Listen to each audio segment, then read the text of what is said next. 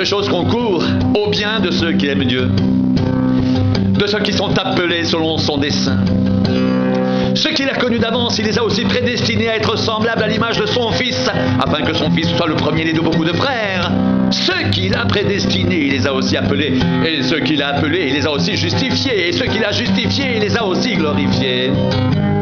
Que dirons-nous donc à l'égard de ces choses? Si Dieu est pour nous, qui sera contre nous?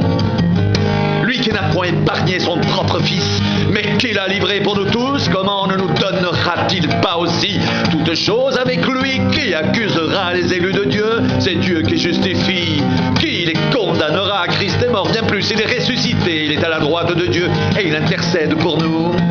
Qui nous séparera de l'amour de Christ? Sera-ce la tribulation, ou l'angoisse, ou la persécution, ou la faim, ou la nudité, ou le péril, ou l'épée, selon qu'il est écrit? C'est à cause de toi qu'on nous met à mort tout le jour, qu'on nous regarde comme des brebis destinées à la boucherie. Mais dans toutes ces choses, nous sommes plus que vainqueurs par celui qui nous a aimés.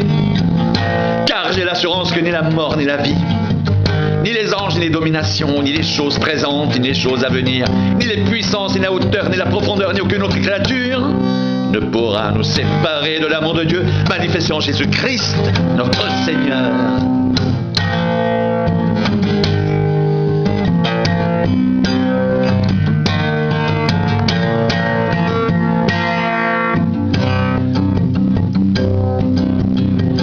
Mais dans toutes ces choses, nous sommes plus que vainqueurs par celui qui nous a aimés.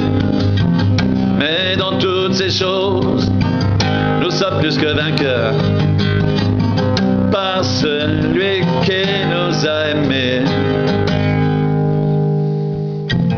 Car j'ai l'assurance que ni la mort, ni la vie, ni les anges, ni les dominations, ni les choses présentes, ni les choses à venir, ni les puissances, ni la hauteur, ni la profondeur, ni aucune autre créature ne pourra nous séparer de l'amour de Dieu manifesté en Jésus-Christ, notre Seigneur.